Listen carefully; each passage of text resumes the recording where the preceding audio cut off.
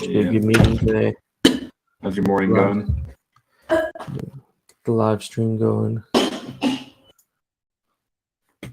Should be a good conversation today. Yeah, up early today. That's good. We got our mirror board. Let's open up Snapshot as well. Got the stream going, nice. Got the stream, right on, right on.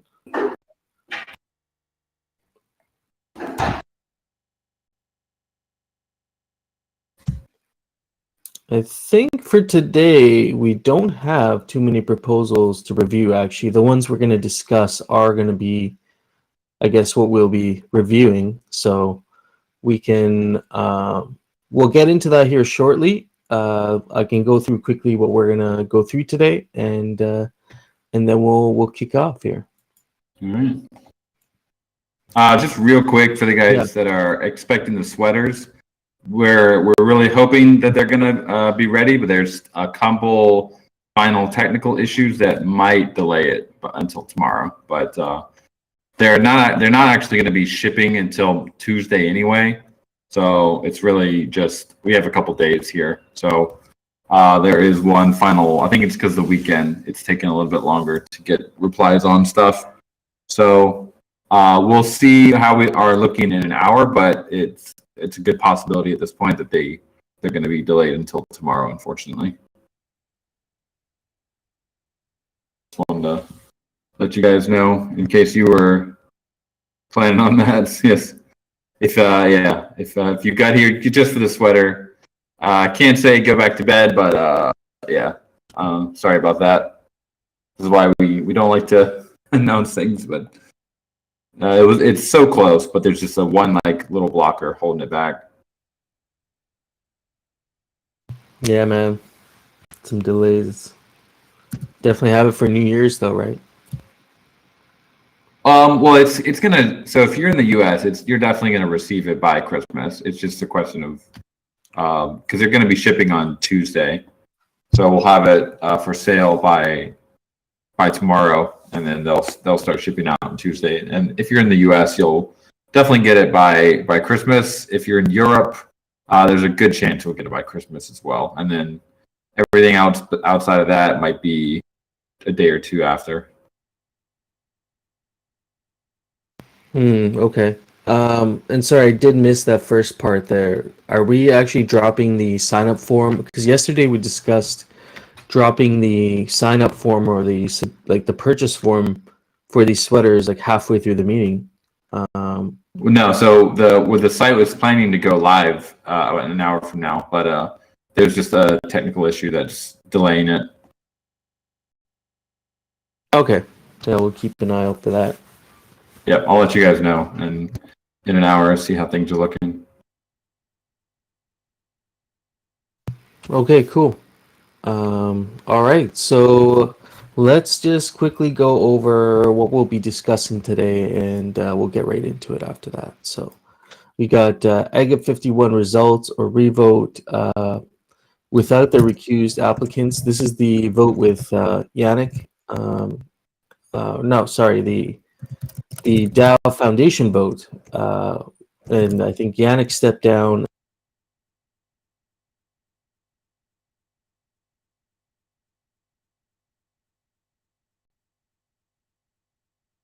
this. And so there's a flash poll that indicated 2/3 of a preference for redoing the election with no new entrants. So everyone who wanted to remain in the running is going to be included. And so I think Hardcore's added a note here. The purpose of the meetings is to inform and educate the DAO, provide a platform for DAO engagement, facilitate progress and accountability on DAO activity, and a weekly check-in. Yeah, of course. So this will be put through as a new vote, but with the same members, minus whoever is no longer in the running. So if you are stepping down, oh yeah, you got your link. Yeah, good. If you are going to be in the running, just I don't know, Dan, maybe they can just confirm like in the signaling thread that they are still in the running, and then we'll just make a new proposal with the current entrants, right? That'd be the easiest way, probably. I mean, if they haven't pulled out by this point, then I would assume that everyone in there is still good to go. We could have them double confirm, I guess. We'd have to make an announcement, or at a very minimum, DM everyone on that list. Yeah, I think I'll try and do some follow-up just with the ones I know are no longer in the running, confirm that, and then just if you are in the running, just make sure that, or if you're not in the running, sorry, make sure you let one of us know or reply in the signaling thread that you're officially pulling out. So I think, like you said, by now we kind of know who's no longer going to be in there. So yeah, we'll move forwards with the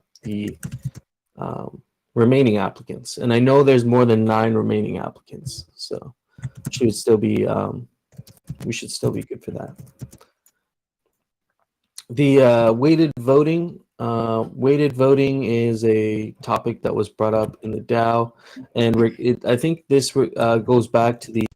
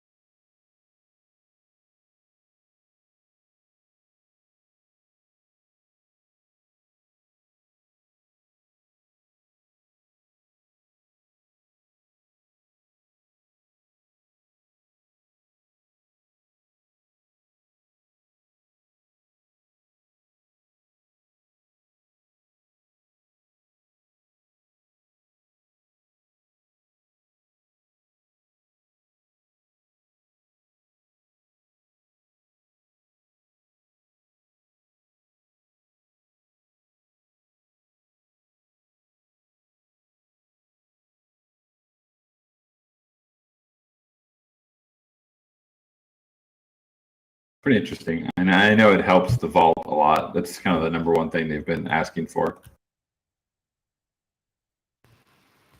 Yeah, and I think a good point made here.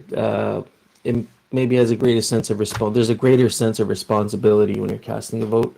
Maybe you're being more thoughtful when you're actually casting your vote.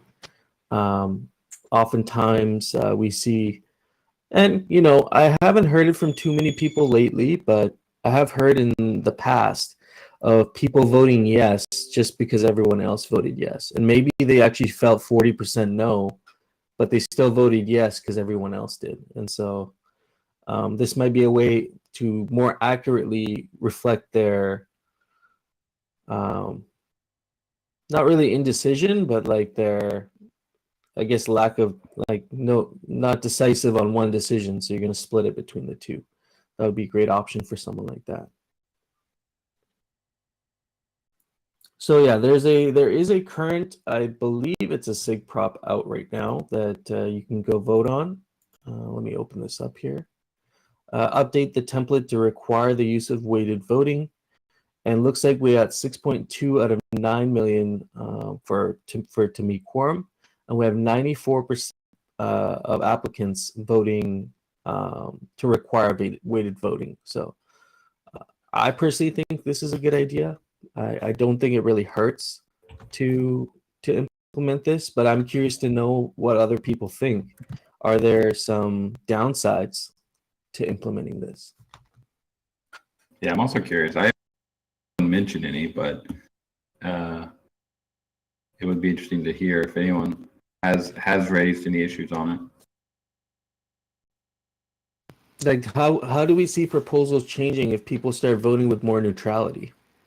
Like if their votes are less polarized towards one way or another, and we get more people voting 50-50 on things, I'm curious to know how that's going to affect the how that's going to affect outcomes, you know. I mean, how many of us have voted on something feeling like we were like kind of like 60-40 or 50-50 on something? Yeah, I mean, yeah, hardcore, I kind of, yeah, in a way I agree with you. It's kind of like an abstain in a way. Is it? Is 50-50 the same as abstaining? No, because, well, I guess if we count something like an abstain towards quorum, then yes, it would be the same.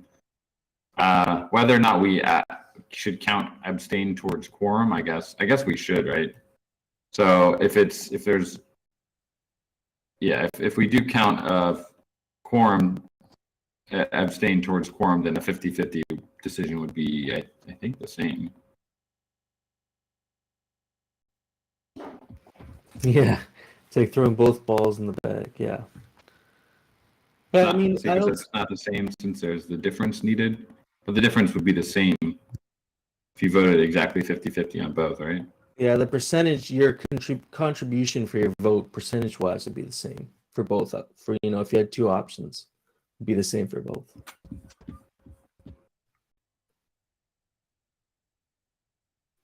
Oh, okay. Choina makes a good point. If the Gotchi vault doesn't vote on this prop, it won't make quorum, and the deadline is a few hours. So I guess if the vault is going to vote on this or not. Oh, and the vault sister prop concluded yesterday. Do you guys know the outcome of the sister prop? Was it to go ahead and vote for required weighted voting? Seems like they really wanted this proposal, so Yeah, I hope that they were in favor of this. Okay. Yeah, if there are any vault members that have the ability to execute on that, that would be awesome. 5 hours, I think you said, right? 5 hours. Yeah. Okay, so that's weighted voting. Don't see huge opposition in our group here, but if you have some objections, definitely reach out. But this is wrapping up here pretty soon, so you don't have much time. You got 5 hours. So. Moving on here, if we can move on from weighted voting, I would like to, we got the Alchemica competition we can discuss, and we can discuss the spillage conversation as well. There's people saying burn it, there's people saying reserve for district DAOs. I want to get to that in a second.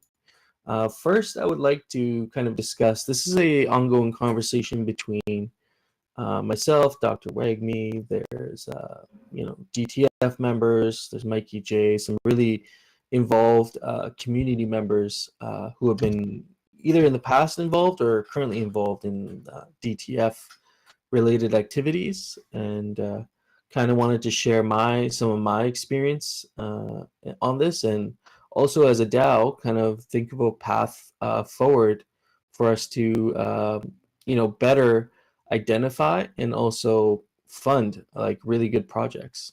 So I have some notes I took down today. Part of this comes from the mission and vision work that we've been doing. Some of the form entries, I've been looking over those, and I think part of this process will be informed by some of the things people have said about the things that DAO really values, like his guiding values, and things that we could do really well as a DAO, and focusing on those. So some of the things on this forum, I'll actually plug this. I highly recommend you check this out. This is just all the replies we got from the feedback form. Really well done. Lots of great insights in there, and I think it's going to help us as we're trying to get together our like DAO funding structure. I can't open it. Oh, you're not able to open it. No. I'll plug the CSV. That's okay. I'll plug the CSV file instead. I think it's just because it's a locked account. So I'll share this near the end. I'll make sure I grab it. I'll share it at the end. But there's I'll make sure I drop the CSV file in here at the end of our meeting here today. But basically, some of the highlights from this form I wanted to go over. If the DAO, one of the questions on there is if the DAO had to pick 3 guiding values, kind of what would they be? And some of the values on there that I thought were interesting were, to maintain, secure, and improve the protocol. The DAO is also a vehicle for voters to realize their ideas and get consensus around their ideas. That's kind of where we could use some work, especially regarding proposals and grants and stuff like that. And then actualization is something we're actually witnessing now. We're seeing projects like the Forge. You're seeing the Gotchi Farming. They're working on something really cool. I can't really speak on right now, but it's going to be pretty impressive. And these community-driven projects that are actually going to create a lot of value for the protocol. So I think that is it's an important thing. We should value that as a DAO. And also to foster an environment that encourages broad contribution community talent. And to be honest, I don't know if I've done if I've community, and I think one of the things we can work on as a DAO is to try and identify those contributors who may want to contribute to DAO initiatives, but there's almost like sometimes an imposter syndrome when you have a like vetted core group of members that are, they've been known to do work and execute it well. And it's sometimes can be hard for a newcomer to penetrate that and actually get recognized, even though they can actually contribute in a meaningful way also. So I think we should, I'll talk about the contributor pool here in a sec, but I think it should help address that a little bit. We should commit to decentralized governance, and this is always a conversation in Aavegotchi DAO. But we should also, when we're thinking about creating a funding group or an executive committee, we should think about it in more of like the way you would look at a kind of like a multicellular organism rather than like a top-down corporate structure.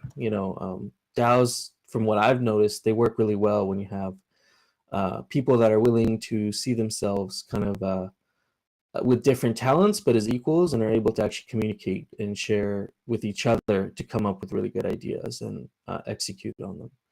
So I think that's something we should keep in mind. And then inclusivity is also ties in with what I was saying, fostering an environment that encourages broad contributions. So these are just some of the things I've been thinking about as we kind of want to put our executive committee together. The DTF is up for SOP review every 12 months as defined in there. And so I think Dr. Wagme is stepping down, as well as 2 other DTF members. But we should think about how we want to move forward now as a funding group to be effective. Also, now that we have the Aavegotchi Foundation that's going to be formed, and they're gonna be able to manage, well, not directly manage the treasury, but they will be assigned with, I guess, guarding the treasury. So what's our relation to them? So yeah, if the DAO could do one thing really well, what would it be? We want to bring value to shareholders and also be Gotchi Gang's method of building new things on top of Pixelcraft, kind of like what we see with the Forge. So these are the kind of projects that we want to fund. So I'm going to share my current funding process and some of the challenges that I personally experienced that I think we can address with like a new structure. So the PM, myself, we currently I currently fill the role of, I'm going to drop this other Miro board that we have for DAO structure that myself, Dr. Wagme, and Mikey J had put together a little while back. Oh yeah, thanks. Yeah. So in that DAO structure, it outlines a executive committee comprised of DAO members elected by the DAO, and they will serve a term of, a certain amount of years. Could be 1 year, as per the SOP, or multiple if we think so. Nominates and elects a executive committee chair. They nominate department leads for DAO approval. They recommend initiatives to the DAO. So actually, Mikey J or Dr. Wagme, I think, made a really good point that the DAO could, this funding group could actually vote on their priorities every quarter. What is our priority for funding every quarter? And start working on larger initiatives, quarterly initiatives. Sets organizational goals and priorities. And so these members would be compensated on a monthly stipend set by the DAO, kind of like what I get right now. It's a monthly payment by the DAO. There's a time commitment expectation, so a certain amount of hours per month for members, and hours per week for the chairperson. And so they'll also approve funding for department leads, and these members will be doxed to PC. So that's the structure there. Currently, as a project manager, I find actually I'm doing a little bit of all of these things. So there's kind of a broad combined role under the PM right now. Like the PM is, we're doing these meetings. We're creating material like the newsletter every week. There's a DAO media team that I coordinate with to make sure like the topics that we discuss here are disseminated, and people can actually get like little clips and information, follow-up information. Also following up with projects. I don't think I went through the review process yet, but basically the PM does a little bit of all of these right now. So what we should think about is what for the executive committee, how many do we need, and what roles are these people going to fill? So currently, the applicant submits grants through the interface. I usually receive the grant, I'll review it, reach out to the applicant, we have a meeting together, and then we go through deliverables, the budget, and then in cases where I need some outside support, I'm usually reaching out to outside talent, people that I know within the community that will be able to provide feedback. So if it's technical feedback, if it's regards to a specific ask for budget, then there's people that actually have background information on this that can kind of take a second look at it, but they're not being paid to review it or anything like that. So there's a lack of depth sometimes with how deep we dig down into some of these proposals. The applicant and I usually come to a conclusion on whether we're going to fund this or not. If it's not a feasible project, then it doesn't get funded. And then we can also discuss the amount and adjust the budget to bring it down to something more reasonable if it's a big ask. Then the application is submitted to the DTF for review. And currently, a DTF vote is done by the sitting members, and then the DTF members approve or disapprove the budget. But oftentimes, the proposal is not getting a subsequent look after I've looked at it. It's more of a brief second review, like it's a second pass more than a final review. And then there's a vote, and then the PM, will provide status updates to applicants. So I think right now it's a centralized process. It's one person taking basically accountability for everything, and the expectation is on.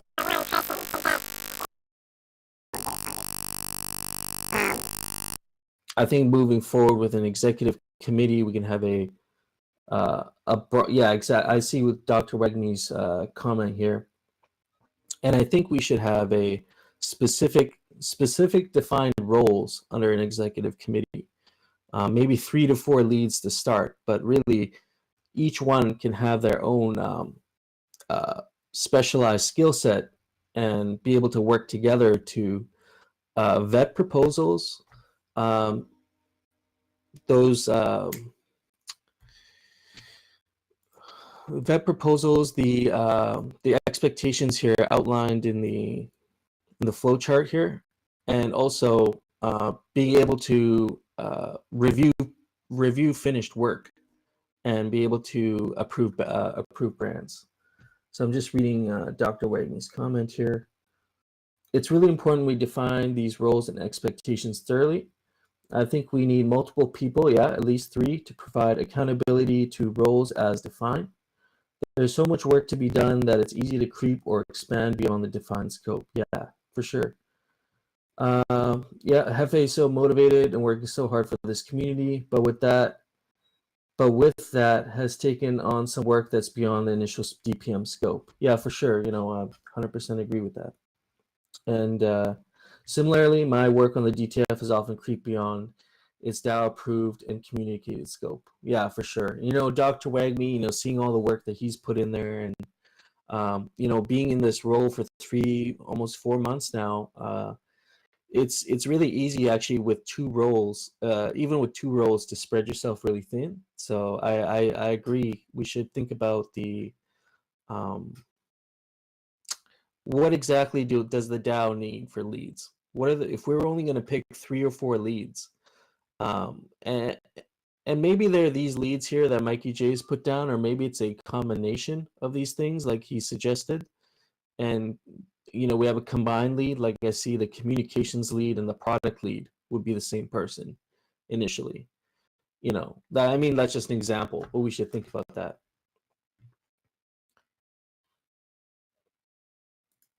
One thought I had is, could the department leads be the same as the executive committee? Like, do we really need that distinction between the two? No, I think we're kind of like thinking of amalgamating, so making it the same thing. I actually agree with that. Yeah. So like these department, like the executive is more of like the admin class. Okay. Yeah. No, I think we're kind of thinking more in terms of amalgamation and having, correct me if I'm wrong, but I think we're along the lines of these leads would also be the executive committee. I think that's what we're thinking of starting out as.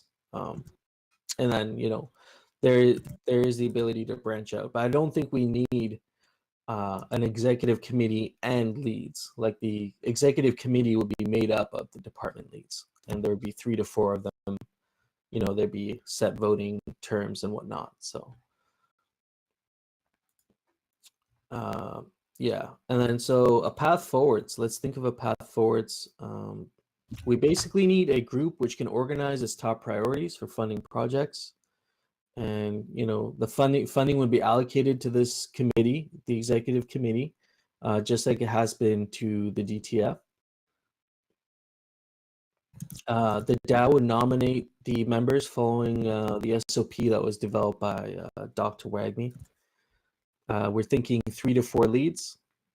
The leads will be responsible, like I said, for reviewing the proposals, the leads will be vetted for their prospective roles. So the benefit of this is if we get a executive committee with specialized leads, let's say we have a technical lead who is really experienced with software development, he knows how to audit Solidity contracts, that sort of thing. That technical lead could be really valuable for the DAO because they would not only be able to review projects and um, look for specific gaps in security, or Coder Dan, you mentioned eventually when we push proposals through, there should be code submitted with the proposal, and that code would have to be audited before it's implemented. If not fully audited, at least reviewed by multiple parties. We've seen that the auditors never really, in general, there's been a lot of times when auditors read code and didn't find any issues with it because they're just not familiar with the code base. And so it's really important for the Aavegotchi code base that whoever is on that tech lead is actually pretty intimately familiar with the Aavegotchi contracts if they're going to be auditing or reviewing PRs that are created for it. That's one of the biggest issues we've had just in general with auditors, is they never really understand the code base deeply enough to actually be of any help. And I mean, the even if we to have that outside audit, but to then have a lead who is familiar with the code base and could point out areas of focus, or like, hey, you missed this, can you please look into this a little bit more, kind of highlight areas where there could be vulnerabilities. I think it'd be great to have a lead that's specifically inclined for work like that. And then also the lead could also be involved in projects that have that gap, where it's like, you have a great idea, you have a great project. We have our DAO lead. He happens to be free this month. He's happy to be included in your proposal, so long as, of course, there'll be funding allocated for that work, like separate funding. But the executive committee could also be a resource for when we have a really promising project coming to the DAO and they're actually missing a Solidity developer, where they're missing somebody who understands Aavegotchi code base, but they do have a Solidity programmer. Maybe they're junior, and maybe they have some limitations. The DAO executive tech lead could help fill some of those gaps, kind of like as a service.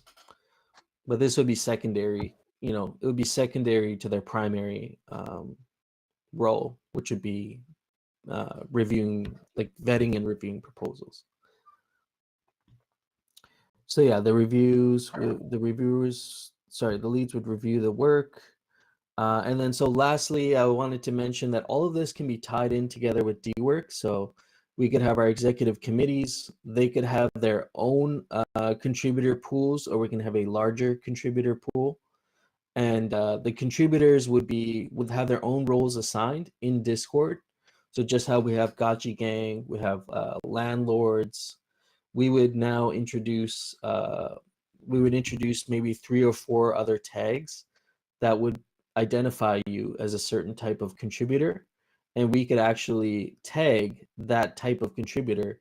So if we have for example, software, contributors that are specialized in more technically inclined stuff like developing software, that would be one contributor pool. Then you'd have like a creative contributor pool, be like artists and content creators and that sort of thing. So there's different ways to connect all the roles to DWork, but once this has been established, it'll be pretty easy to assign work in a very fair way. If you've assigned yourself as a contributor, you will have opened up the opportunity to get work assigned to you. That would be the entry point. So you could be in the DAO, you could be in Aavegotchi, you could be messing around with the protocol or whatever, coming to the meetings. But if you don't have the contributor role, you wouldn't be assigned any work. And I think that'd be fair to say if you wanted to if you wanted to get work from the DAO, you would just sign up through DWork, and we would get you added to one of the contributor pools. Quincy's asking, what is the process to get assigned these roles? I think the process would be quite manual at first, because we want to make sure we're not just letting in just anybody coming into the DAO. I think there should be a certain level of trust when you're assigning work to contributors. And there has been, a lot of the work that I've done or have assigned has been on the basis of trust. It's I know we're in Web3. We try to get away from we really admire trustless execution, and I think we should still value that. But a lot of the assigning of work has been done on the basis of trust, that that person's good for it and they're going to actually deliver on it. So there's I think there should be a vetting process for contributors, but it's not going to be too of a it's going to be an inclusive process. We'll try to make sure we can get as many contributors included in the pool. I haven't honestly thought about the specific criteria yet, but that's going to be based on what type of contributor pools we have or how we set that up. Dr. Wag, we couldn't get a temp check on the idea of an exec committee. Is this something you guys want and think would benefit the DAO? Back to my question, does this mean when we say executive committee,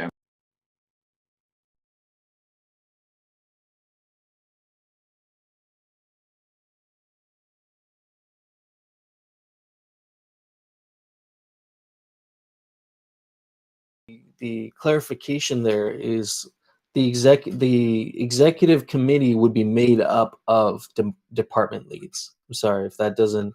Well, it says department leads are hired by the executive committee, and it says that the executive committee approves funding for the department leads. Like the way it sounds on this board, and I know it might be out of date, is that the executive committee is kind of like oversight, nominating, and like kind of doing the funding. Yeah, no, I mean, and that's actually the I guess the way you're saying it is actually kind of how the way the DTF is currently set up. But what we would like to do is have a set of, initially I called them reviewers. And sorry, there's like so many terms I've thrown around. It can, probably made it confusing. But basically, we would have this DAO executive committee, which would be that's the DTF, and within that you would have 3 to 4 leads who would have, they'd be specialized leads. So you'd have an operations lead, a tech lead, communications lead, for example. And they would be responsible for reviewing and funding proposals collectively. Right. Sorry, yeah, the chart doesn't make that clear, to be honest. I can see where where there's that. Last time we were talking about the DTF PM being the one that would actually be dispersing the funds, because there was a discussion that the department leads may not want to be doxxed, and that would mean that they can't. Well, if the DAO is sending them funds, they probably would, if it's a significant amount, it probably should be they should be doxxed anyway. Yeah. But that's might be a separate issue. But especially for being the ones that are actually distributing the funds, we didn't want the department leads to have that responsibility. So it came, I think last time we were saying maybe the DTF PM would be the one that would be dispersing the funds, and the directors could basically top up a hot wallet like every quarter or something with some funds. So the PM isn't holding like 500K worth of Ghost or whatever. Yeah, and I'm perfectly fine taking on that responsibility. I think I was getting a little bit of pushback on one person managing a multi-sig wallet, but I have no problems with it. If everybody's okay with it, I'm all. I think it was more that that we shouldn't put a lot of funds in there at any time. The group of 9 signers should be the ones that are still managing that treasury, I think. Yeah, the board. and then the disperser would just be more of like a hot wallet. You'd only have like a couple, maybe 20,000 ghosts or 30,000 ghosts in there at any time, and you would just use that as a hot wallet. So that would kind of seems like that would remove the need for the overall executive committee. Yeah. Yeah, I mean, for all intents and purposes, just to clarify, we could say basically we need 3 to 4 leads for the DTF, and just let's just say the executive committee. I mean, that might make things confusing. Basically, you have a PM who is doxed, who manages the multi-sig, and then you have the DTF 2.0, and you have 3 to 4 leads that are specialized leads that will be responsible for vetting and reviewing proposals, and I can manage the disbursement part of it.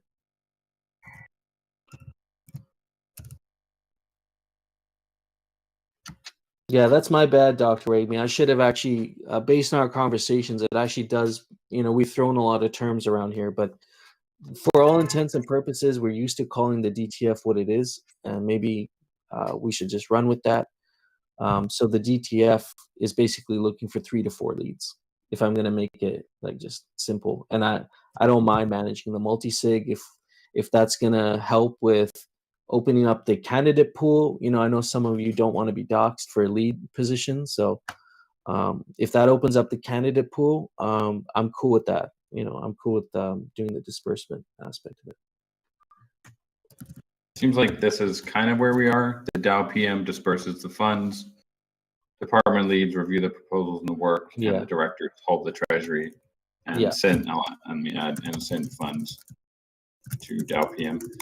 There is the question though of the department leads, because if they're going to be, these are paid roles. Technically it's better if they are doxed to at least us, so we know who these people are. I think in general, there's quite a few talented members that are willing to do that, but if they're not, that would be something we would need to discuss. But I think that structure would work pretty well. Yeah, I kind of really like this structure. It's a iteration on top of what the DTF was doing before. It's like an evolution of the DTF, and yeah, I'm kind of just reading the comments here. Let's see. Yeah, I'll have this board updated. I'll talk to Dr. Wagme and Mikey Che. We'll make necessary adjustments to this model here to kind of fit what we've been talking about during this discussion. Dr. Wagme, my hope is that department leads are the executive committee and would be responsible for acquiring and executing on DAO goals, not just application reviewers. Yeah, I think there's the opportunity to expand to a wider role for sure. I just want to just for setting up the workflow between DWork, funding a proposal, reviewing a proposal. That's kind of what I wanted to focus on for today, and kind of have a plan moving forward of how we're gonna approach this. I think we have a good idea, and hopefully we can get together sometime this week and discuss this further and come up with more specifics on the individual positions. But yeah, I definitely see a bigger opportunity here for what the DTF can do.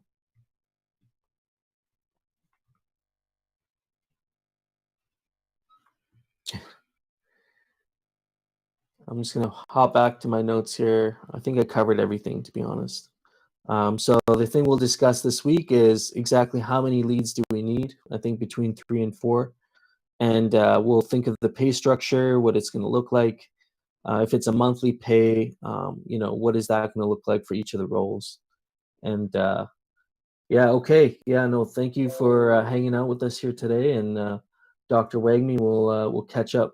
We'll catch up on catch up next week. So those are my thoughts on my experience so far as DPM.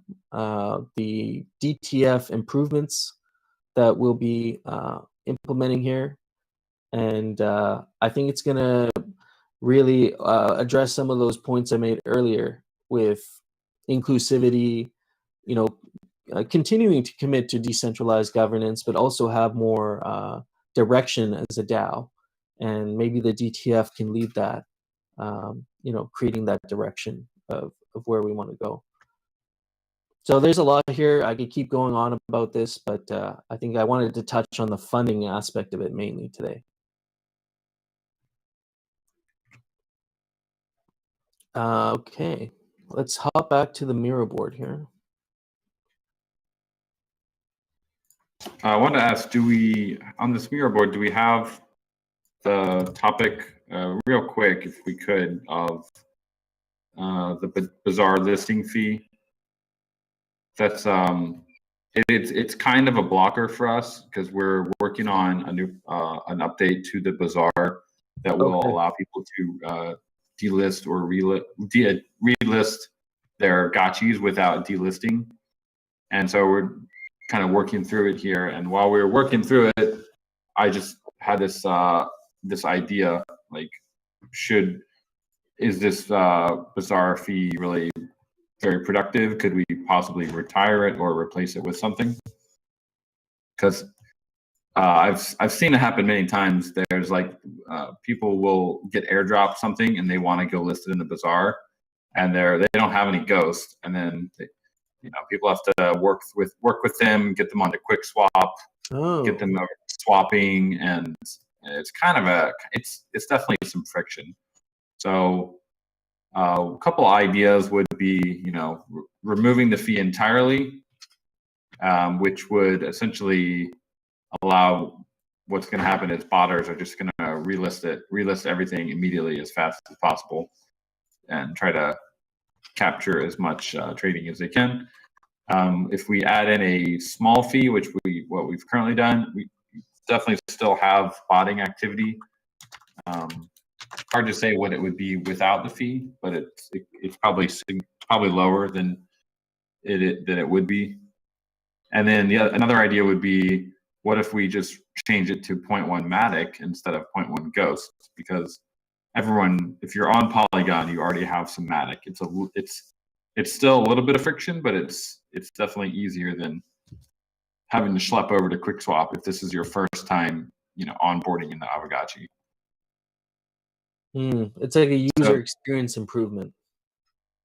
Yeah, a little bit. Yeah, it's more for the onboarding process, where we're getting new people coming in and they might have received an item and they want to sell it. Like, oh, this is kind of cool, I can earn some ghosts. Maybe they receive a fake gotchi and they're like, I want to sell my fake gotchi, I want to get some ghosts, and maybe that's the thing that gets them into the economy. But they're like, oh man, I got to get some ghosts first, I have to get over to QuickSwap. It's this whole thing. We could argue that we're looking for people that are willing to do the work, but realistically, it's just going to kind of increases our bounce rate, I think.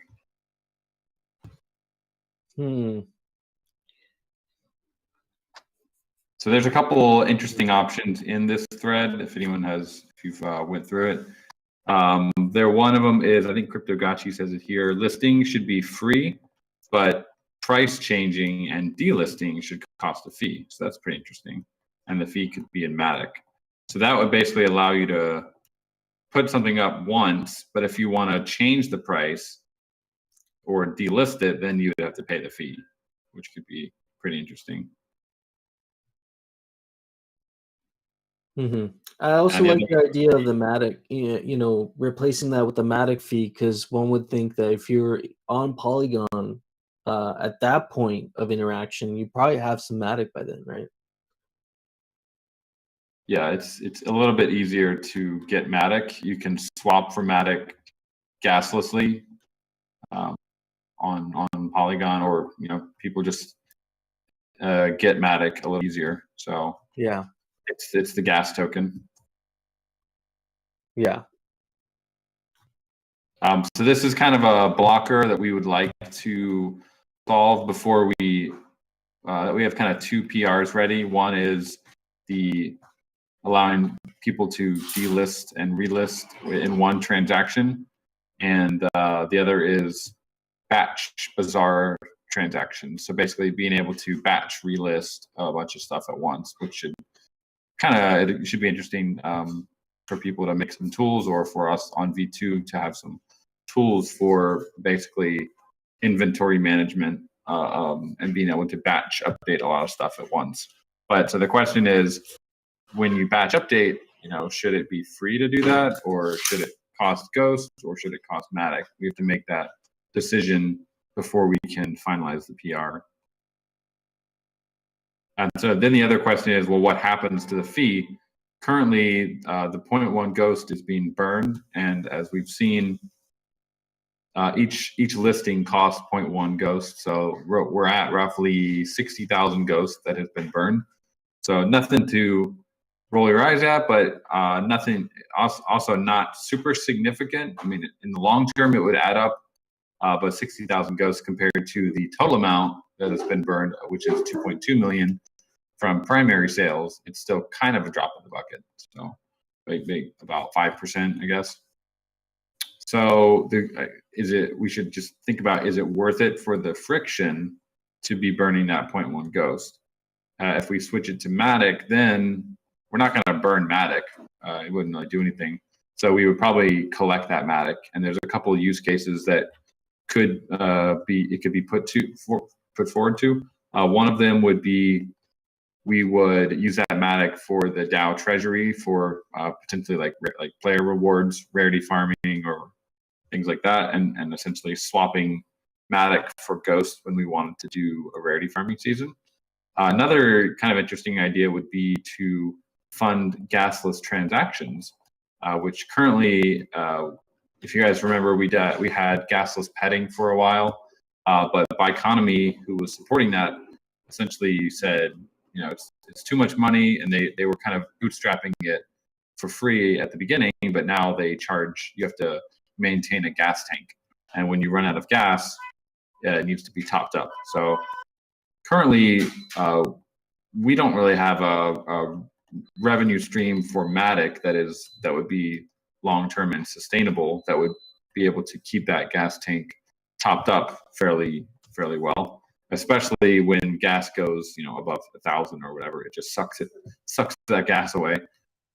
So one of the potential use cases for this could be, let's try and fund a gas tank, and then we could open up gasless transactions to things like the bazaar, maybe GVM auctions, a couple of areas that we know we're going to have more people that are like from layer one or just kind of casually coming in, and it might make their experience a little bit easier having that gasless transaction where they don't have to really do anything. And we've seen, if you've never used a gasless transaction, if you've ever tried Lens protocol, basically Aave is footing the bill for all the gas on Lens right now, which is an heroic effort for sure. It's definitely not cheap. I've spoken with Mark about it a little bit. Like, hey, how are you guys gonna pay gas forever? And apparently, eventually the providers, like the websites like Lenster, will need to find a business model, because eventually Aave is going to turn the tap off and stop paying for gas. So if we want to support gasless transactions, which I think we do, it's just a question of how can we have a sustainable revenue source that helps pay for them. Then that would be something that this 0.1 Matic could potentially help support. So yeah, for sure. I'm a huge fan of the Matic idea. Mm-hmm.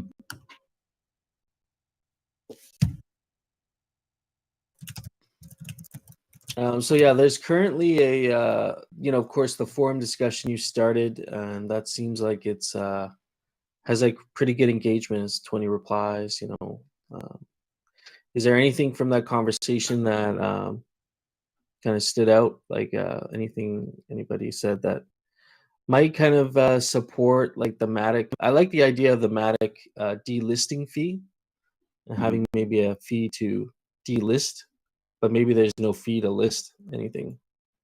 Yeah, I think Maybe someone Lulu mentioned Loot says she thinks that the fee is more of an annoyance than a hindrance.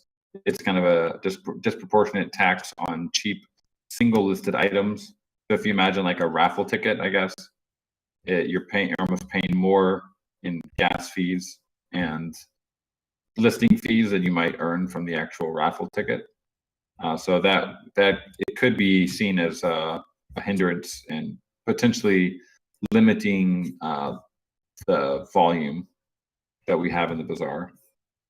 But yeah, then goes on to say, I'd like to see more buy side features. That's kind of separate.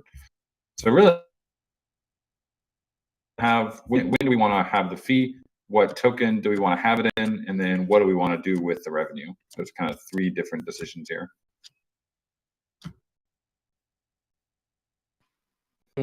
Okay. I like the idea of gasless petting. Matic funding the gasless petting account would be interesting. Yeah, I would not recommend that personally because petting is probably the biggest use of gas we have, and it doesn't really generate revenue in itself. So ideally, we would be paying for the transactions that kind of outside users are going to be coming in and seeing and helping to ease the friction of getting involved with the project.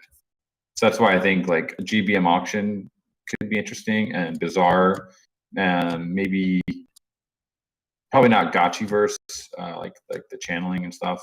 Those would probably just require normal, but anywhere where there's like a financial transaction that where the DAO is actually earning money on, it would be nice to have a gasless transaction for that.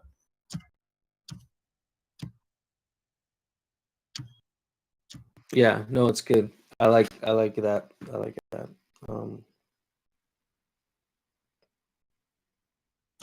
No listing fees for changing and delisting. Do it in Matic and fund the gasless transaction wallet. I think it'd be a great UI improvement for someone coming, even if it's not for petting. Yeah, it's great. That was one of the pain points I had coming like very new to Web3 and then finding Aavegotchi was that was one of the points I had to, like an obstacle I had to get over for sure. sure.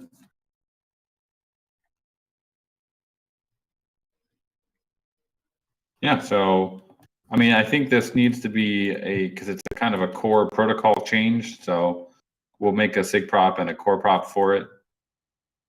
And then if there's no major disagreements, I don't know, do we have any sense of what people would prefer most? Seiza is saying, I'm not a fan of Matic fees. I see many people keeping very low Matic in their wallet and depends on price of Matic, which is less stable than Ghost.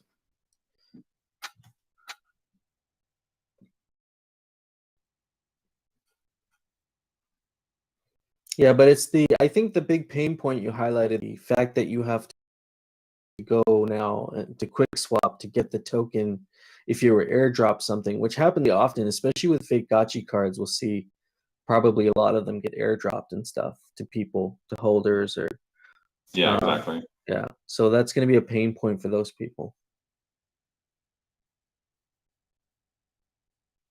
Team zero fee. What would that look like? Are we not? I mean, we could do zero fee. It's just do it up to see. At that point, basically, there's no friction for the automators that are going to just delisting and relisting as fast as possible. Yeah, I mean, I kind of like the idea of having a fee for delisting, but not a fee for initial listing, because then you're still capturing fees from traders, but you're not necessarily, you won't be getting fees from someone who's just like selling the one item every 3 months, but someone who's maybe frequently trading items will be generating fees, alternatively, and then you're also addressing the if I get airdropped something and I want to sell it, if you're not going to be delisting the item and you're intending to sell it just at whatever price you listed at, then there would be no, if you want to call it a penalty, but there would be no kind of penalty or fee for that. Why should we make it easier for them to sell it? I mean, people get airdrop something, they think it's cool, but maybe they just don't like the art, but they want to get some ghosts. And then some people are going to stay in the economy. Yeah, some people are just going to sell it. But I mean, we shouldn't be making it hard for people to do stuff. The whole point is to make it, the onboarding process really needs to be as simple as possible, which is something that we want to focus on more in 2023. Now that we're getting to where the product is a little bit more polished, a little bit more complete, like we're going to be focusing on onboarding more. I was listening to a podcast with one of the I can't remember what studio he worked for. I think it was Blizzard, but he was talking about this metric. They were thinking about like clicks to fun, like how many clicks when you first get to the UI of something, how many times do you have to click before you're actually enjoying the experience? You're either playing a game now, you're in an arena, or you're in the Gotchiverse, you're farming. How many clicks does that take you to get there? And I think right now, coming to the Aavegotchi UI to being like in the Gotchiverse is probably, 8 to 10 clicks, like different things you're clicking, whether it's transactions or signing, on a button, before you actually get to the main experience, especially setting up the hot wallets and all that. So I think if we can minimize that, right? Because if you play like a traditional Web 2 game, you'll notice it's like literally like 2 clicks. Like you're clicking like 2 things and you're like in the game now. They've made it really easy, but of course that took a long, long time to refine that and to get those games to where they're at. But I feel like we could kind of aim for the same thing where it's like how many things do you have to click on before you're like in the arena fighting someone? You know what I mean? If you can reduce that.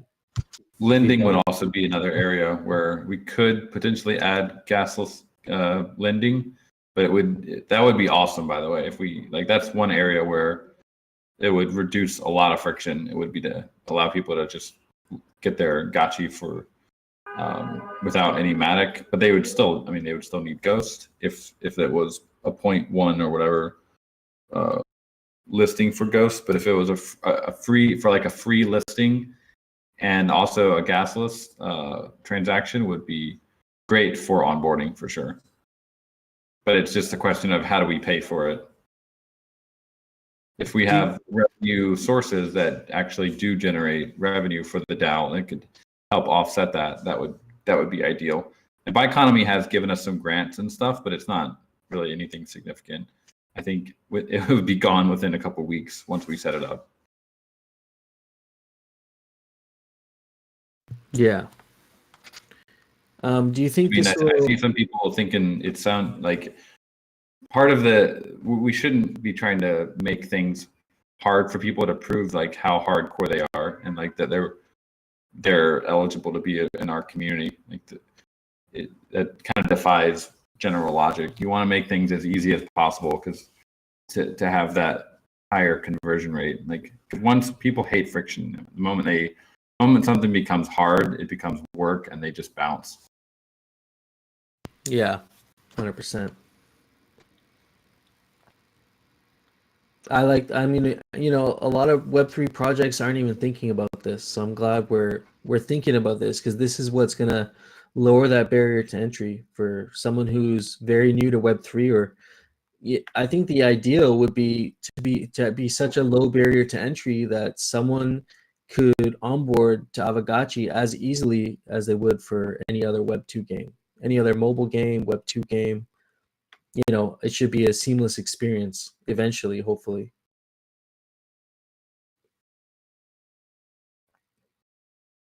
So Coder Dan, for this, if we were to move forward with the SIG prop, do you think this motion could be moved like in one SIG prop? I think you had 3 questions there that you asked. Do you think we could address this in one SIG prop. Yeah, I'd like to see a little bit more discussion from those who have strong opinions on stuff before we go to SIG prop, because I'm not totally sure what we want the options to be at this point. So please, if you do have any strong opinions, drop them here in the post so we can get those documented. Yeah, absolutely. Am I good to move on to one of the other two topics we have here? I would like to talk about Gotchi board. Actually, would be a good one to discuss. And then we also have a just follow up conversation on last week about the spillage, managing spillage. So Gotchi board, I'll plug Gotchi board right now. This was developed by Mark. Check out Gotchi board. It's pretty cool. Shows you the top 3 highest Alchemica spenders per month. Or actually, it is per, you can do it per week or per month for any specific week or month. Shows you the unique addresses on the leaderboard, installations that have been minted for that specific time frame. And this could be really cool for gamification. Right now, it's the 4 Alchemica types, but eventually it could. There are the bazaar, parcel, and glitter spending options that are going to be added as well. So this is really cool. Thanks to Mark for putting this together. And we'll be able to have some Alchemica competitions, which is what this proposal is structured around. So fun Alchemica spending competition. This has been a long time in the works, but they are finally getting ready to launch Gotchi board competition season 1. And so the competition will rank which addresses have spent the most Alchemica for a given time frame. So there'll be a 4 1-week rounds and a total of 80,000 ghost for grabs. That's what this is proposing. Pixelcraft has already confirmed they'll provide 25,000 ghost, and this proposal is to fund another 55,000 ghost from the Gotchiverse Player Rewards wallet. Full details can be found in the forum post, and the aims of the competition here are incentivize Alchemica and glitter spending to reduce the circulating supply before PvP, provide a fun, gamified way for gamers and for guilds and individuals to build their farms, and have an entertaining and friendly competition for all to participate in or observe. So this is kind of taking the vibe of rarity farming and kind of trying to apply it to building out your parcels. And, the hope here is also, in addition to the entertainment, that it'll actually maybe drive some positive pressure for Alchemica. And so if you look at Hardcore's Miro board here, there's an example of the different rounds, how they would be conducted, and the multiplier that you would get for those rounds. So there's like a specific type of distribution. Each round will be about 19,000 ghost. And then the leaderboard, of course, will rank the addresses that have spent the most. And then everything will be accounted for in FUD units. So FUD will be the standard unit of the raffle will only be applicable to addresses that have not won any leaderboard prizes. Each 1,000 FUD equivalent spent over the 4 weeks will get 1 raffle entry. So prizes will either be swept from the bazaar floor using 4,000 ghost or donated. At the end of 4 weeks, there'll be a live stream where the prizes are drawn. Method of drawing to be confirmed, but will be a low-tech off-chain solution. So there's a greater Gotchiverse leaderboard competition, and then there's also a raffle. So this is it's interesting. I want to see what people have to say about this. Personally, I thought this was a great idea. I just wonder if this is something that could have been like, what's the argument for funding this in Ghost versus Alchemica? I guess is my one question. But also, do we see this having a positive impact overall on the Gotchi versus economy, or no effect at all? Or what are your thoughts on the impact this could have? So I guess two questions: what are the impact, and then also Ghost versus Alchemica for prices.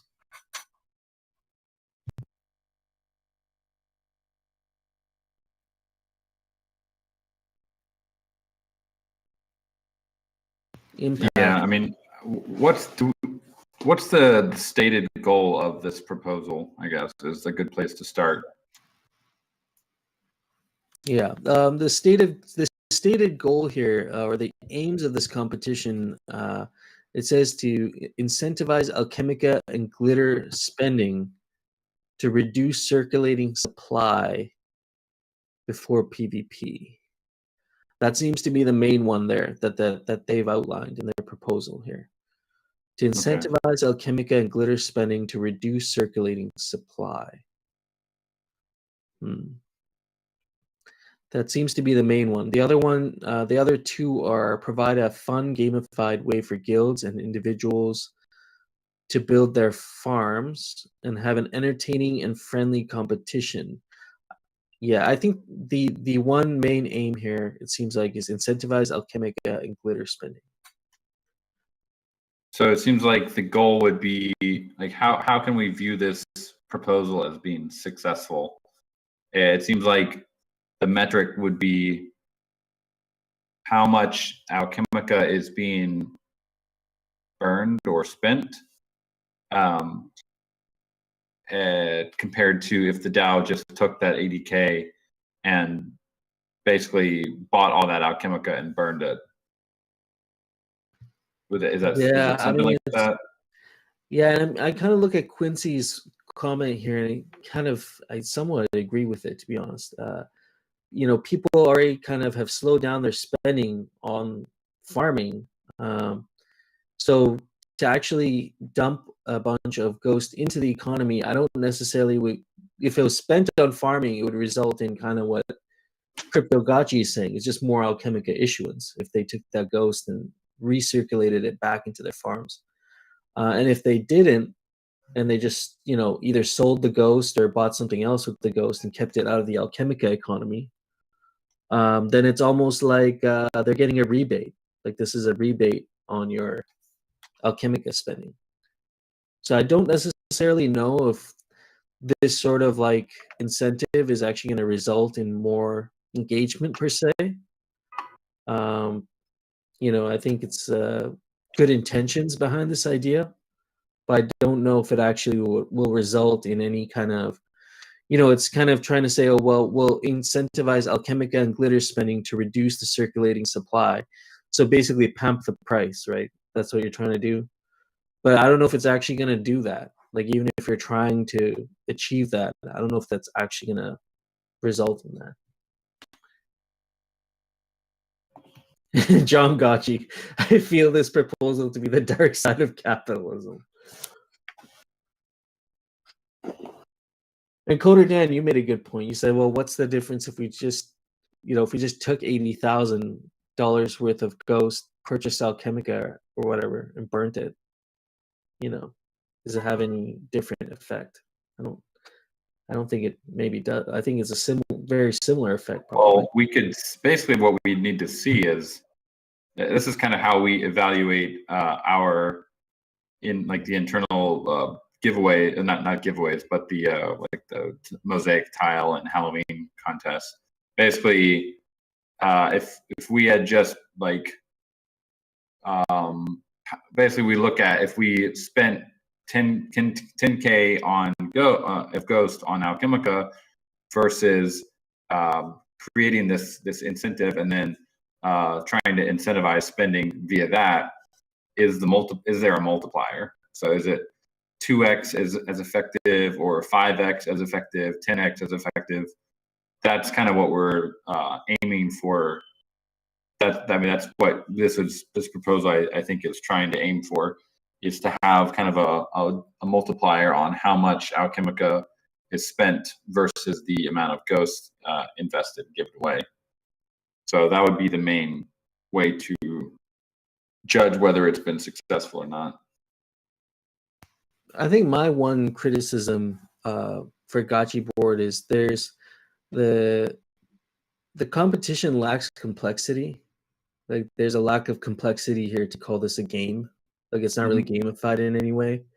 If there was like an implemented point system and you had like points allocated to each type of decoration for the tier, there was a way to actually screen each parcel that's in the competition. Like if there was more granularity with how someone could skillfully modify the parcel to actually gain some sort of a points advantage in the leaderboard, aside from just the base Alchemica spent. Like we're looking at, if we were to look at how you spend your Alchemica, also maybe you're just not building farms, and there's an aesthetic component to this competition as well. I think we could this is a good base for a competition, but I don't think this serves as a standalone competition on its own. It lacks granularity. There's really no competitiveness. There's no complexity as a game. So I think in those terms, there's like it could use some more like gamification, like to make it fun.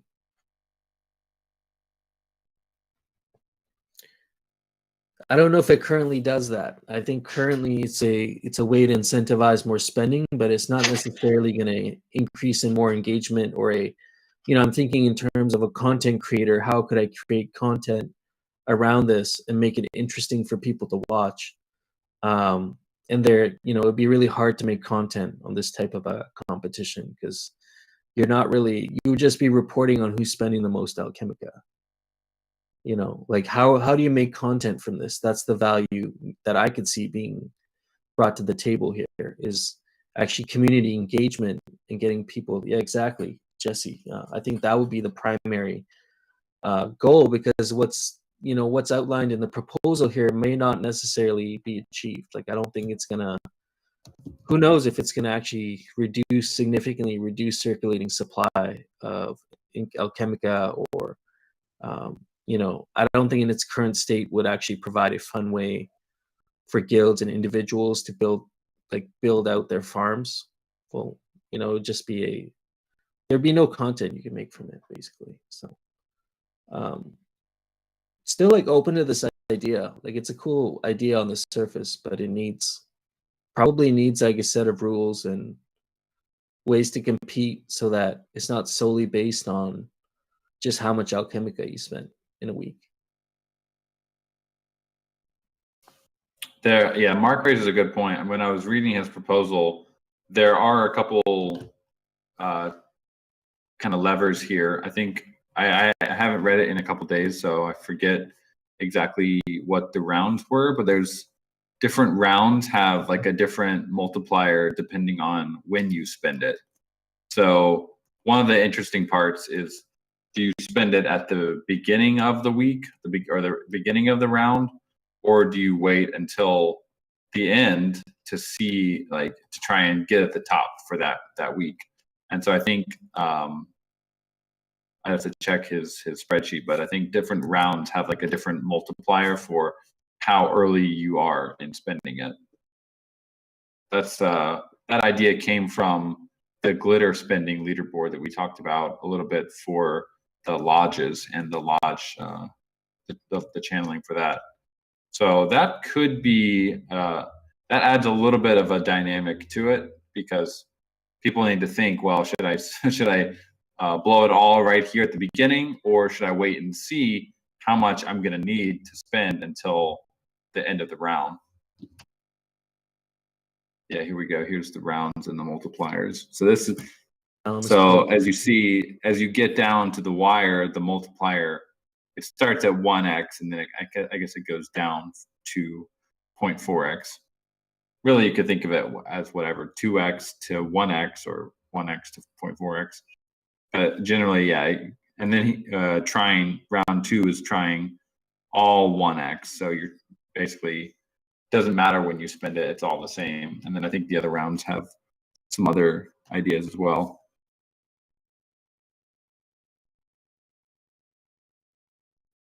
What is the something I'm looking for here in the proposal? What's the tail of distribution for rewards? Like, is it like, I don't see how many. Like, is it the top 100 addresses? Is it the? I don't see where it says. I think it was top 20, and this is probably maybe Mark, if he's around, could come on and talk about it a little bit. Yeah, let's see if his hands up. But I do wonder, having top 20, is that going to make it easier to reach this kind of multiplier that we're talking about, or harder? Because if it's top 20, maybe like the more people can, the more that people are able to collaborate, the easier it is for them to reach an EV equilibrium where the money invested equals exactly what the return of Ghost would be. So when there's more participants, I think it possibly you might be more likely to have less collusion between the players, but that would need to be proven out. Yeah, that's the thing, right? I mean, I see reset here says 68% of the rewards to the top 5. Mark is following up here. Payout structure is based on poker tournament, similar to rarity farming, just less funding. Right, but is a poker tournament, because I don't think they're quite the same, right? Because poker tournament, you're playing for yourself, but in this, as people have pointed out, you could have multiple wallets or multiple guilds kind of colluding together and investing in one parcel and then splitting the rewards between themselves. I don't know if this is equivalent to poker.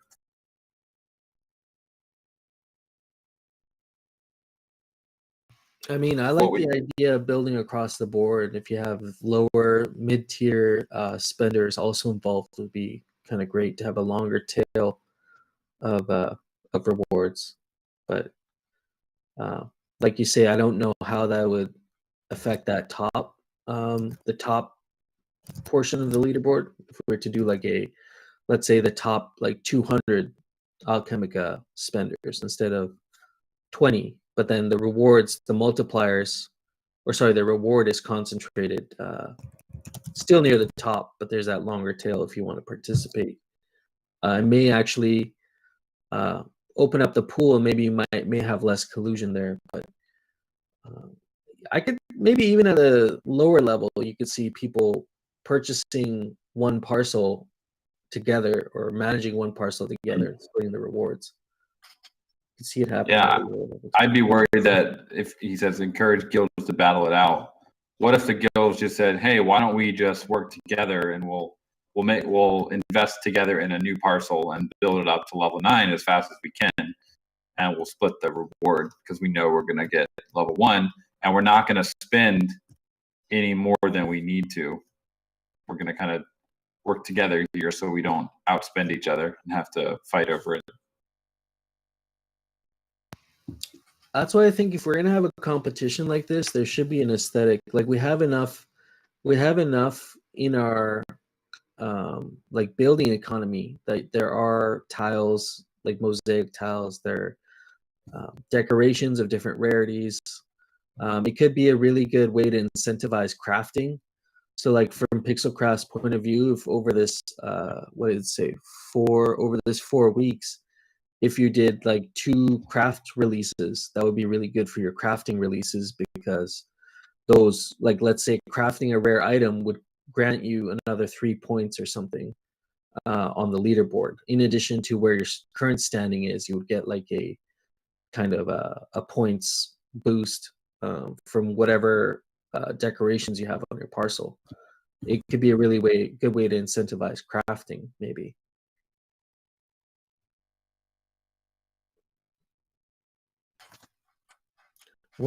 Free Bear, what incentive is there for a single parcel, single gotchi owner to participate in this?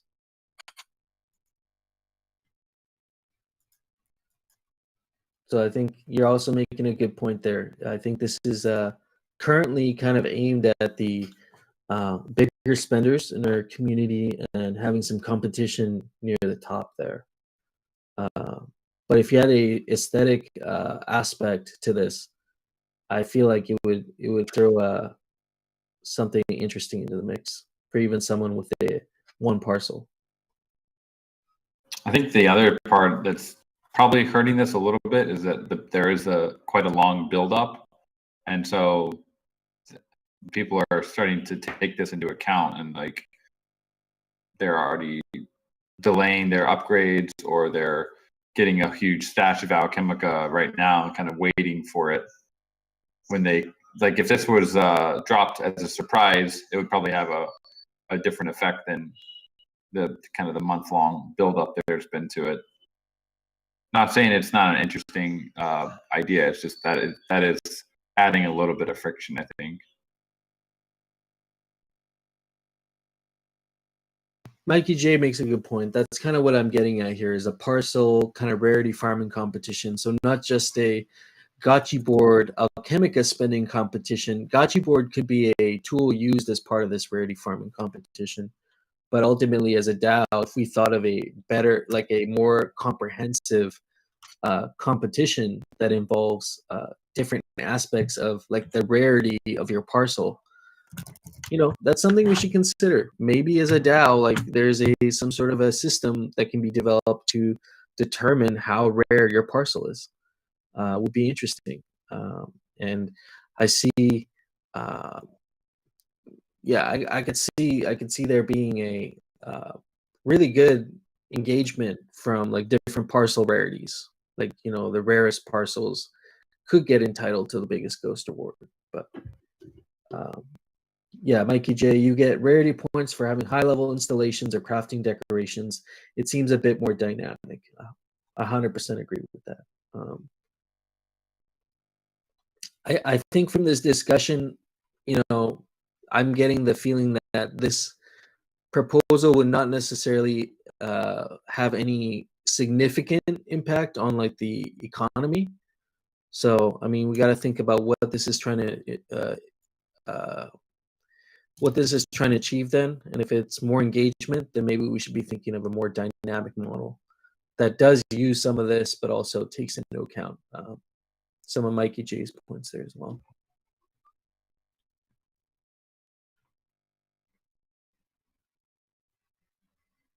I'm just reading some of the comments here. No futuristic. What happens after the competition ends? This is a little shot in the arm, not a fix. Mikey J, also in having the rewards work more like Gotchi rarity farming, so the rewards are evergreen, not limited to a time window, the player is willing to accept lower return in the short run. Anything to encourage a long-term mindset is good. Mike Callum, I'm still a fan of parade of parcels with public voting for best in category winners. We can introduce unique categories and voting criteria to help engagement and countering gaming. So this is something we've been discussing internally at GMI, is to actually do a pivot away from the way we've been doing the parades and actually focus on design and aesthetics of parcels and highlighting those during our live streams. So this could be a way to kind of introduce some competition amongst different aesthetics, especially if we have a rarity system in place. I think that's one of the really cool things about the Aavegotchi itself, that when first finding the project, was the BRS score, and having a allocated measure, like provable rarity for this NFT was really interesting to me. So, having a system for provable rarity of your parcel could also be interesting.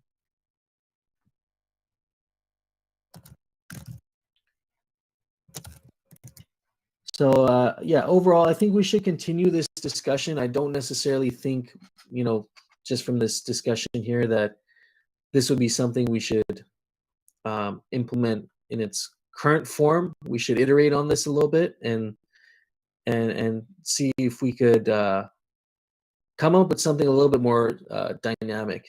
a little bit more competitive, and maybe more engaging from like a community perspective or content creation perspective. That's just my opinion. It looks like in the short term, it is going to probably pass, and maybe like if the Gotchi Vault votes on it, and it's already got 5.7 mil in voting power, so it's probably going to meet quorum. I mean, I think it'll be a good experiment if we do get to a point where it reaches quorum and we do a vote on it. It'll be an interesting experiment to see what the actual EV ends up being, and it would be great to have some data from Mark or anyone who is doing analytics with to help and actually see, was this a positive EV proposal, or did it end up being kind of neutral EV or even negative? So it's not a huge amount of the treasury, and I think it is an interesting experiment to see. Yeah, I agree with Mark. Relatively for what he's asking here, it looks like a really large amount, but actually, relatively speaking, it's a quite a small percentage of the player rewards pool. So we can maybe use this opportunity, if it is going to pass. Let's use this opportunity for some data collection, and let's follow up post competition once this is wrapped up, or even during this while it's going on, and continue brainstorming, because I think we could be on to something bigger if we pursue this. We might be onto something bigger for parcel competition.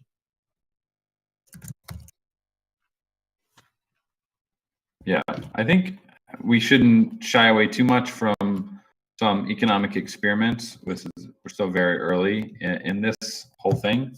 As long as we can have some follow-up and actually look at the data that does surface after it's complete. If we don't look at any data, then it's completely pointless. Yeah, absolutely. And I think it'll be good for Mark too, from a development perspective. He's put a lot of work. This is one of the DAO funded bounties for building a Alchemica leaderboard. And Mark took it up and built this out here. And he's done a really good job on it. I think there's a further updates that will eventually be put on here, like glitter spending, for example. And there will also be a competition UI that'll be implemented here also. So this will be a really cool tool, and appreciate him putting the work into this. I think this will be interesting. Let's see how this pans out.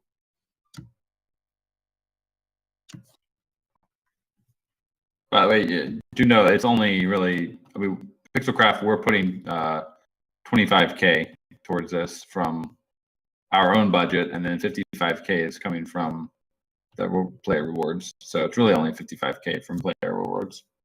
Because from our perspective, we just want to see what the effect of this is. It's kind of a little land stimmy, and if it doesn't have any effect, or if it's a neutral EV, that's also fine. I wouldn't expect it to be negative EV, but it could be. But then, after doing this, we'll all be able to have a precedent. We can look at it and say, you know what, it didn't really work. That we shouldn't use this tactic anymore. Let's look for some other stuff. But if we don't try it, we'll never know. It doesn't really harm a lot, in the long run. Yeah, agree. One last thing we'll touch on here, and then I know we're getting to about an hour and a half here, so just quickly go over the current results for the backspill. I guess that's what we're calling it now, backspill or spillover. No, backspill, actually. Backspill meaning this is the Alchemica that's accumulating in a wallet. The portion that you don't get when you channel. So the votes here: reserve the Alchemica for district DAOs. We have 2.9 out of 9. Actually, I'm going to go right to the form just so for accuracy's sake here.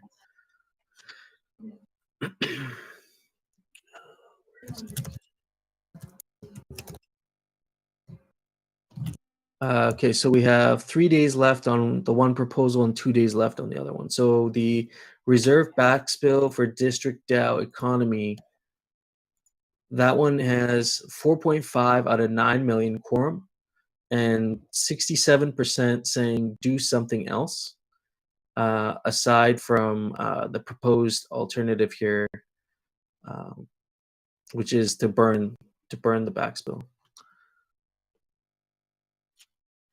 And so the problems that both of these proposals are trying to address, if we even want to call them, if we want to call them problems, unreleased spillover or backspill has accumulated to a point where it would be too inflationary to add back into the economy. And many are worried that this event would be catastrophic for tokenomics. And then many also feel that the spillover is part of their yield and want some control of it or credit for creating. Those are the two things. This proposal is specifically suggesting allocate the backspill to district DAOs on their formation.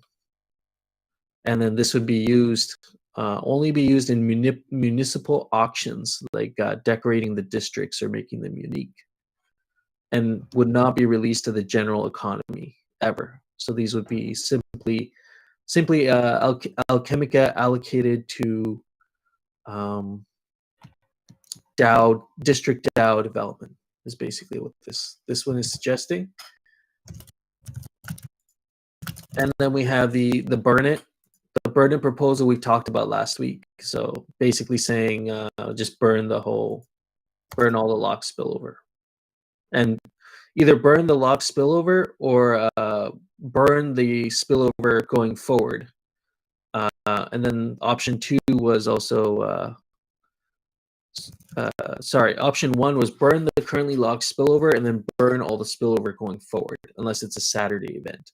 Option 2 is the same as option 1, but excludes spillover coming from farming, so land. I think there was quite a bit of opposition to this one. We see option 1 has 57% saying burn the lock spillover, and then 27% saying do nothing, and it looks like 6.1 out of 9 million. So it hasn't met quorum yet. So again, this goes back to like, what are we trying to achieve by doing this? So the district DAO idea sounds interesting. To have this Alchemica be used for like the greater district DAO development, but I know that's it's a little bit further down in your roadmap for, I think, for Pixelcraft, right? For district DAOs being official.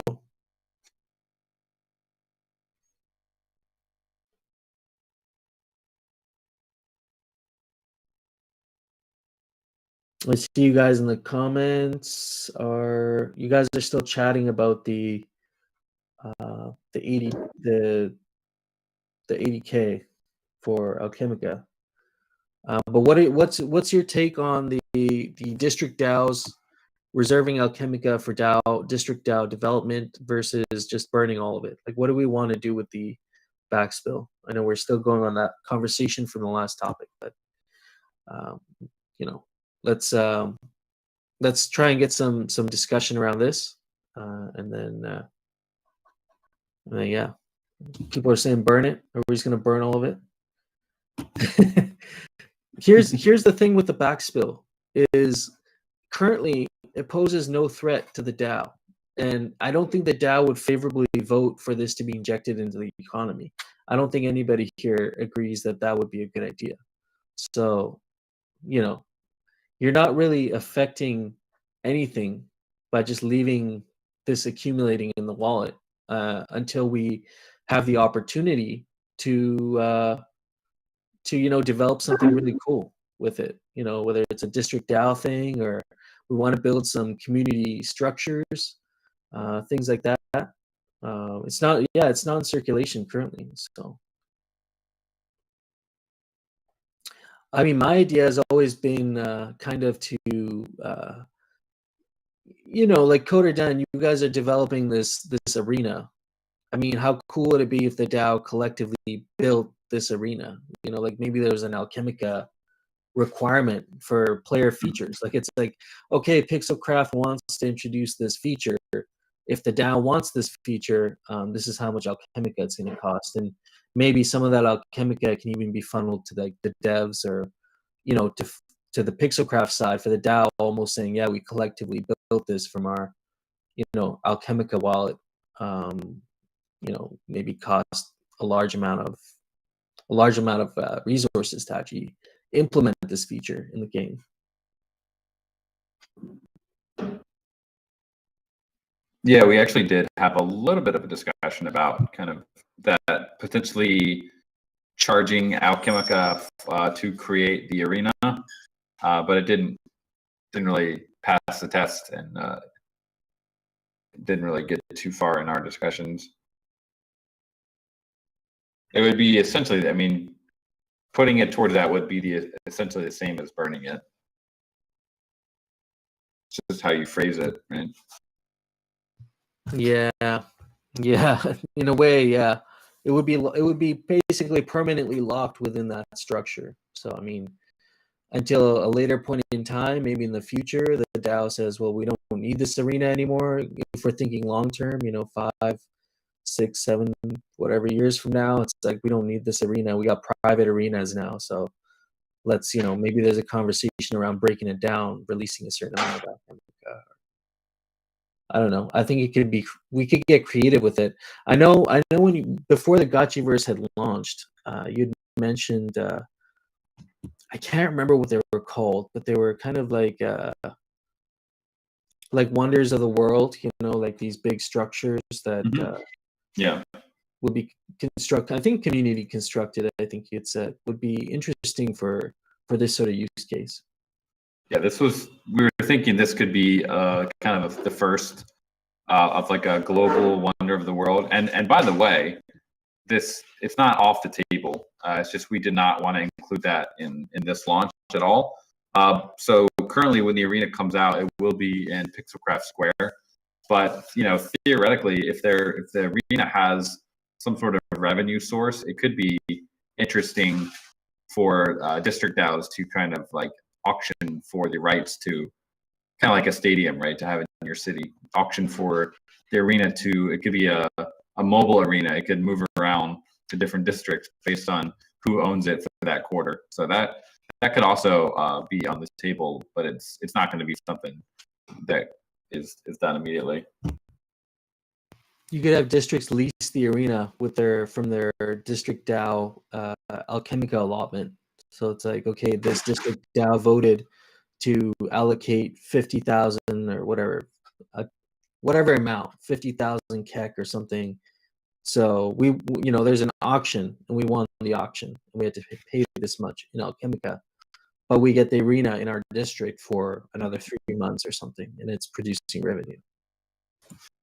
Yeah, we could do a district GBM auction for the arena rights.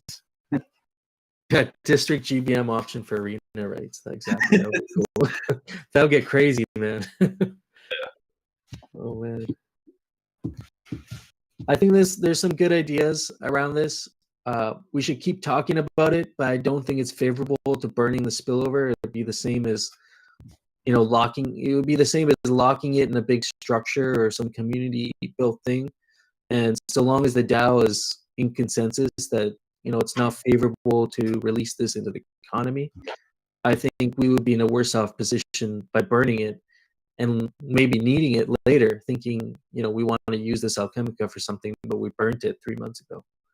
It's, yeah. And Free Bear, good point. It doesn't seem like it's going to pass anyway, but just thought I'd throw that out there. And, if you haven't voted on this, go ahead and get your votes in. I think you have 2 days on one and 3 days on the other one. So.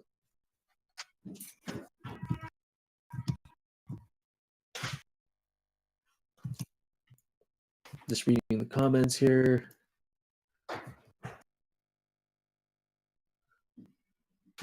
Mike J, we could also call that ever added from the vote? No, because we were not able to get the DTF set up in a way that they could add the liquidity. So that's one of the first things that the new directors will be able to do is finally do the 3 million Ghost on Aave and then the DAO liquidity to Ghost Alchemica. We're not going to be doing a lot of DAO liquidity allocation on our side. Just it's not good to mix the streams.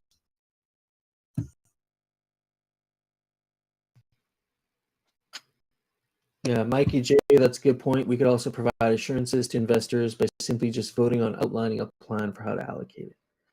Yeah, and this actually perfectly ties in with our initial conversation we had around the DTF kind of iteration, the new DTF or the DTF moving forward. Would probably amongst ourselves as a group would be able to outline our priorities, and also have a kind of quarterly plan that we could present to the DAO. Priorities, things we might want to spend Alchemica on, or sorry, Ghost on, projects we might want to be looking out for, that sort of thing. So.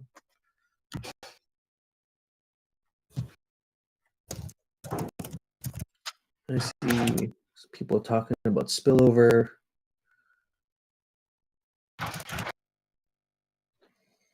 Yeah, I agree. We should stop micromanaging the Alchemica economy. We've made some big changes to it, and I think there was 2 Dune Analytics dashboards for minting versus burning Alchemica. I think they're inverse of each other, but they both show the Alchemica issuance going down after we made these changes.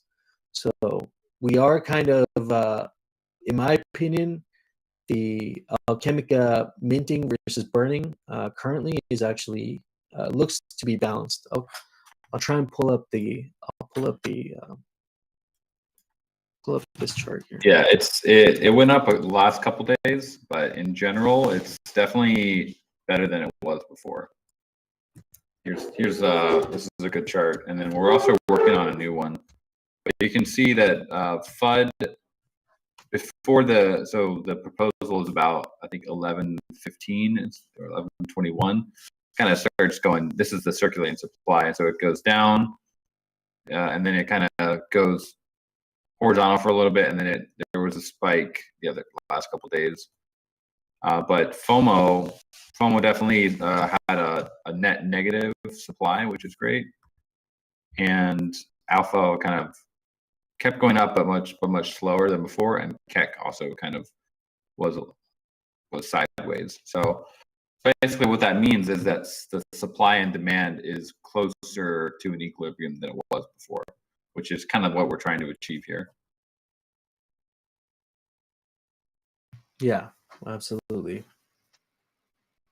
We have some people asking about syncs. I think PvP is going to be really interesting with the Alchemica use case. Be interesting to see how people use Alchemica in the arena to like craft potions and stuff to gain an advantage. So I think PvP could potentially be a big sync for Alchemica, because competitiveness, right? I talked a few weeks ago about the animal spirits, bringing out that really competitive side of gaming. I think the arena is going to be able to do that. So if it does achieve that, then I'm sure people will be actually spending or collecting as much of that Alchemica in the arena to craft these potions, and players will be involved in that process as well. So yeah, and there are Alchemica syncs. Our goal with the arena is we want to start trying to move away from the trap of tokenizing all rewards, and people are only coming there because they can earn like a microtransaction of ERC20. We want it to be fun, and because if it's not fun, then none of this is going to work. So our main goal is to make sure that PvP is actually fun first, and then once it's fun, we can sprinkle in some Alchemica kind of syncs and microtransactions and things that actually make the combat a little bit more interesting. But we can't view PvP as like the ultimate sync, because if we view it that way, it's going to be really hard to actually make it fun, and then it's not going to work out. So, if it's that the primary goal is to actually have fun, engaging combat, and then potions, summoning liquidators, enemies. Those are all things that basically the side that we can have the microtransactions is more on the observer side, the streamer side, and a little bit within the arena itself. So we have a couple different strategies for Alchemica Syncs, but really we don't want the combat to be like pay to win. Do this microtransaction and then you can win in the arena. It's more gacha based, and then also the more of the syncs will be on the spectator side. And that's what we're going to be trying anyway. I think that will work pretty well. But the combat has to be entertaining. If the combat's not entertaining, there's no spectators. Yeah, very true. Yeah, this has been a overall great conversation. I know we're coming up on 2 hours here, so I think we've hit all our points here. If you want to get some follow up for this meeting that we had here today, actually, Coder or Dan, are there any last points here you want to touch on before we wrap up here? No, I'm good, sir. All right. Yeah. Okay. So, I mean, we discussed a whole bunch of things here today. If you did want to go back and catch something, keep an eye out on for No Futures clips. He usually puts them out between today and Tuesday. Yeah, I saw that with Laura's post about changing the hangout time. But I think she's the only Aussie I've heard say that. I think we have like 3 friends we would be we would be changing this for. I already wake up at 5 a.m., man. I don't know. I don't think I'm gonna be waking up any earlier than that. So, but if Laura wants to if she wants to talk about it, we can certainly. She can come. Yeah, she can come to Gotchi Space or Hangout, and we'll definitely talk about it. I think they'll survive. Yeah, that's right. Yeah. Okay, so yeah, we catch up with No Futures clips. We have ZombieShepherd maintains an RSS feed, so if you like to listen to Spotify, if you're at the gym or whatever, want to listen to the DAO call, he has you covered there. And I also have a Substack. Please subscribe if you haven't already. You'll get a midweek update on DAO activities, forward-looking, and kind of a summary of what we discussed at the meeting. So that'll come right to your inbox every week. So please subscribe for that. That was last week's bulletin. And, appreciate all of you. 67 of you coming to the DAO call.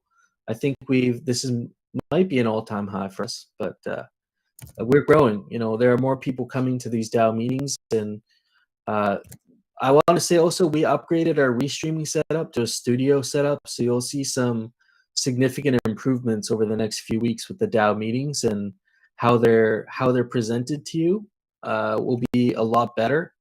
The 3 streams we have going on right now will be amalgamated into one awesome streaming experience with people working behind the scenes, making this really engaging from a visual perspective. So I can't really describe it any better than that, but you'll see an improvement in the live streams over the next couple weeks. Awesome.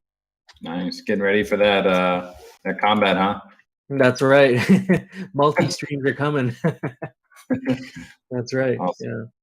Restream Premium, yeah, we actually upgraded it'll be a GMI account, but we'll use it for the DAO meetings and make it a lot better of an experience. Yeah, it'll be good. Really stoked for the arena. Know you guys have been working really hard on that, and I think the official release is only in a couple of days, right? For the alpha test. The kind of the preview release for 3 days. We're working really hard to get that to a state where it's ready to be kind of play tested by you guys. And again, it's very, very alpha. The main release really is January, but we want to get get a preview to you guys before the team goes off on a holiday break. So I think it'll be ready for either Friday or the 16th. I think that's a Friday, and then the hangout as well. So basically that 3-day period is what we're aiming for. Okay, awesome. Yeah, I'm looking forward to that. That'll be a big deal. I know everyone's getting their weapons ready. We're getting their gotchis ready. I went out and bought a new gotchi last week because I'm like, I don't know if my current ones are good enough. So yeah, it'll be good. It'll be fun.